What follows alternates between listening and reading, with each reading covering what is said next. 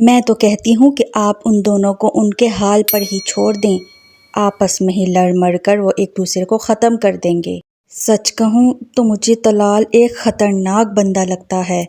اس کے ہاتھ میں پیسہ بھی ہے اور پاور بھی، کہیں وہ آپ کو کوئی نقصان؟ اگر اس کے پاس پاور ہے تو کمزور میں بھی نہیں ہوں، اور تم مجھے اس سے ڈرا رہی ہو؟ احمد نے ترخ کر اسے درمیان میں ٹوکا۔ ڈرا نہیں رہی بلکہ سمجھا رہی ہوں، ان دونوں کی شادی ہو گئی ہے، اب ہم مزید کچھ نہیں کر سکتے۔ اگر ہم کچھ کرنے کی کوشش کریں گے بھی تو طلال عنایہ کو کوئی نقصان نہیں پہنچنے دے گا۔ وہ جذبز ہوئی۔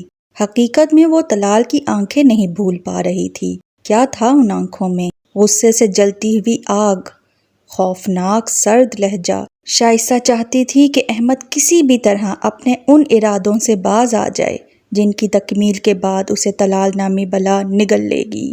آپ ان دونوں کو چھوڑ کر ہمارے بارے میں سوچیں نا۔ آپ کی ممی کب میرے گھر رشتہ لے کر آئیں گی؟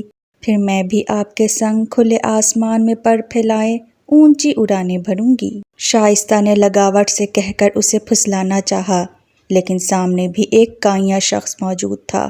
اب تو جب تک میں اس طلال کو مزہ نہ چکھا دوں چین سے نہیں بیٹھوں گا۔ وہ اپنے آپ کو ہیرو سمجھتا ہے نا، اس کی اکڑ تو اب میں نکالوں گا۔ اور اگر تم نے میرا ساتھ نہیں دینا تو مت دو، مجھے بھی ایسی عورت کی کوئی ضرورت نہیں جسے میری عزت کی پرواہ نہ ہو۔ احمد کے لہجے میں ہٹ دھرمی واضح تھی۔ ایسا تو مت کہیے، آپ کے لیے تو میں پوری دنیا سے لڑ جاؤں گی، بس آپ کبھی مجھے اپنے آپ سے جدا مت کیجیے گا۔ شائستہ گڑ گڑائی۔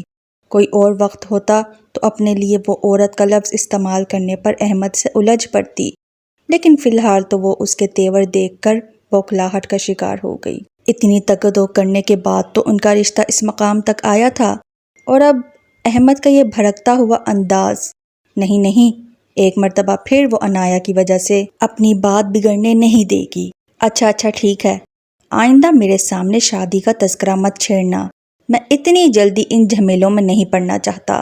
جب شادی کرنی ہوگی تب دیکھیں گے۔ احمد ماتھے میں بل ڈالے اسے ڈپٹنے لگا۔ جی، جیسا آپ کہیں گے میں ویسا ہی کروں گی، لیکن شادی تو آپ مجھ سے ہی کریں گے نا؟ شائستہ کے دل میں کسی خدشے نے سر اٹھایا۔ ہاں تم سے ہی کروں گا، وہ کوفت زدہ ہوا۔ لیکن طلال آپ کو کیوں دھمکا رہا ہے؟ میرا کہنے کا مطلب ہے کہ اسے کیسے معلوم ہوا کہ میں آپ کے کہنے پر عنایہ کے ساتھ یہ سب کچھ کر رہی ہوں؟ آپ دونوں ایک دوسرے سے مل چکے ہیں؟ وہ ڈرتے ڈرتے دل میں آیا سوال پوچھنے لگی۔ احمد کا موڈ دیکھتے ہوئے اس سے کچھ بعید نہ تھی کہ ابھی اس کے ساتھ بریک اپ کر کے واپس چلتا بنے۔ میں کیوں اسے ملنے جاؤں گا؟ وہ گڑبڑا کر تیزی سے کہنے لگا۔ احمد کو بے ساختہ اپنی اس کے ساتھ گاڑی میں ہوئی ملاقات یاد آئی۔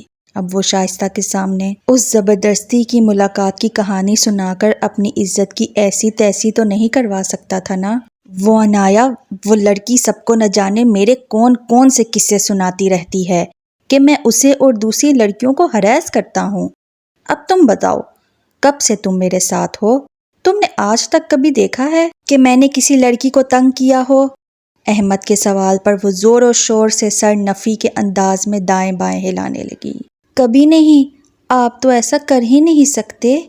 عنایہ نے میری امیج کو سب کی نظروں میں مشکوک بنا دیا ہے، جس کی وجہ سے اب وہ طلال میرا دشمن بن بیٹھا ہے۔ لیکن میں کوئی بزدل انسان نہیں ہوں جس پر وہ آسانی سے ہاتھ ڈال دے گا۔ وہ جیب میں ہاتھ ڈالتا اسٹائل سے کھڑا ہوا۔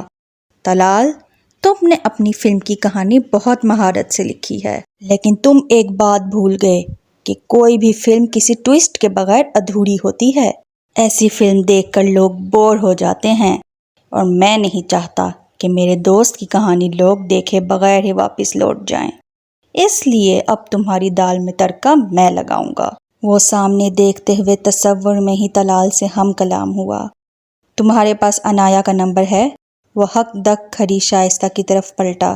نہیں، اس نے نمبر بدل لیا تھا، لیکن کوئی بات نہیں، میں کہیں سے بھی اس کا نمبر حاصل کر لوں گی۔ تو ٹھیک ہے، اس کا نمبر لے کر تم نے صرف ایک کام کرنا ہے، اس کے بعد عنایہ ہی طلال سے نمٹ لے گی۔